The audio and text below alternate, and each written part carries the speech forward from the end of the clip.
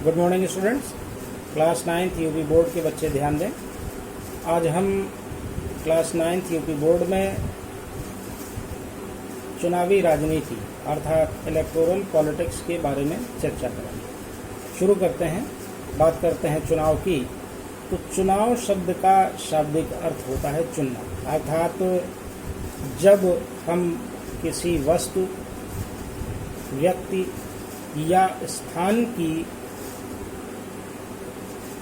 उसकी गुणवत्ता और अपनी आवश्यकता के अनुसार चुनाव करते हैं तो हम उसे चुनाव की संज्ञा देते हैं। अब बात करते हैं लोकतंत्र में चुनाव की। तो चुनाव लोकतंत्र की आधारशिला मानी जाती है। चुनाव लोकतंत्र की आधारशिला क्यों मानी जाती है?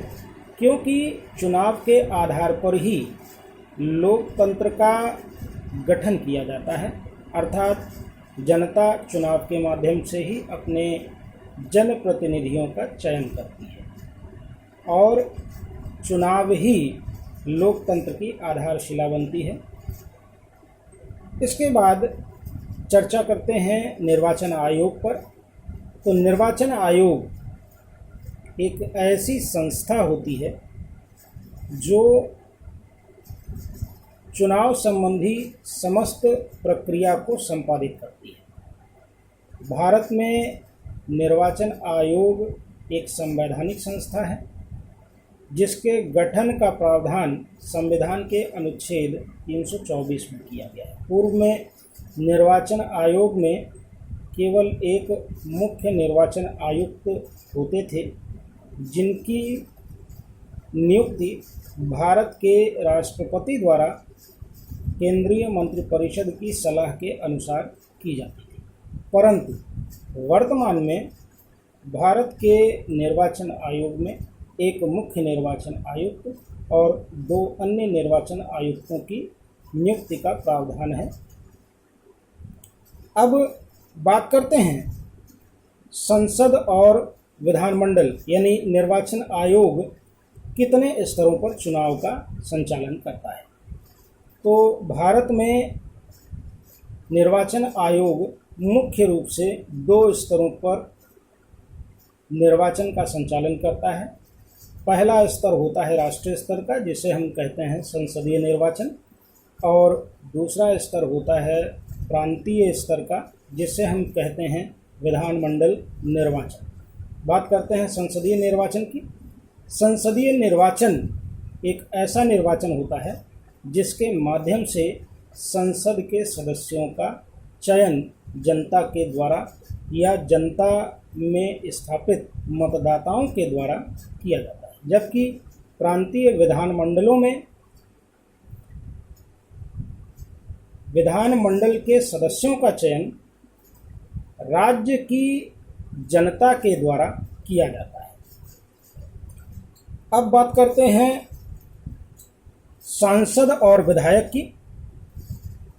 तो राष्ट्रीय स्तर पर संसद के लिए जनता द्वारा जिन सदस्यों का चयन किया जाता है उन्हें हम संसद सदस्य या सांसद की संज्ञा देते हैं।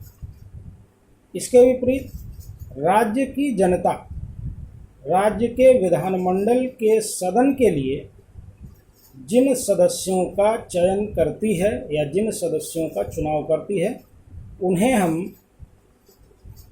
विधायक या एमएलए की संज्ञा देते हैं। अब बात करते हैं निर्वाचन क्षेत्र की। तो निर्वाचन क्षेत्र भारत में 2 प्रकार के होते हैं, संसदीय निर्वाचन क्षेत्र और विधानसभा निर्वाचन क्षेत्र। संसदीय निर्वाचन क्षेत्र क्या है? तो देश की जनसंख्या और क्षेत्रफल इसमें महत्वपूर्ण भूमिका निभाते हैं। देश की एक निश्चित परिसीमा या एक निश्चित क्षेत्र के अंतर्गत निवास करने वाली जनसंख्या जो कि संसद के एक सदस्य का निर्वाचन करती है, उस क्षेत्र की जनसंख्या और उस क्षेत्र को हम संसदीय निर्वाचन क्षेत्र की संज्ञा देते हैं। इसके विपरीत राज्य विधानसभा के चुनावों के लिए राज्य को विभिन्न विधानसभा निर्वाचन क्षेत्रों में बांटा जाता है, अर्थात राज्य विधानसभा के चुनाव की दृष्टि से राज्य के एक निश्चित क्षेत्र में स्थापित होने वाली जनसंख्या को विधानसभा निर्वाचन क्षेत्र की संज्ञा देते हैं। विधानसभा निर्वाचन क्षेत्र वह निर्वाचन क्षेत्र होता है जो एक विधानसभा सदस्य का निर्वाचन करता है। इस प्रकार हमारे यहाँ निर्वाचन क्षेत्र दो प्रकार के हैं, संसदीय निर्वाचन क्षेत्र अर्थात लोकसभा निर्वाचन क्षेत्र और विधानमंडलीय निर्वाचन क्षेत्र अर्थात विधानसभा का निर्वाचन क्षेत्र। अब बात करते हैं मतदाता सूची की।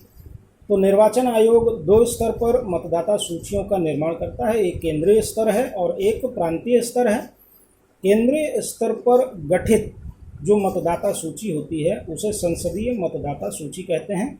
इस सूची में सूचीबद्ध मतदाता संसद के निर्वाचन क्षेत्र या संसद के निर्वाचन क्षेत्र के मतदाता होते हैं और संसदीय निर्वाचन में भाग लेते हैं।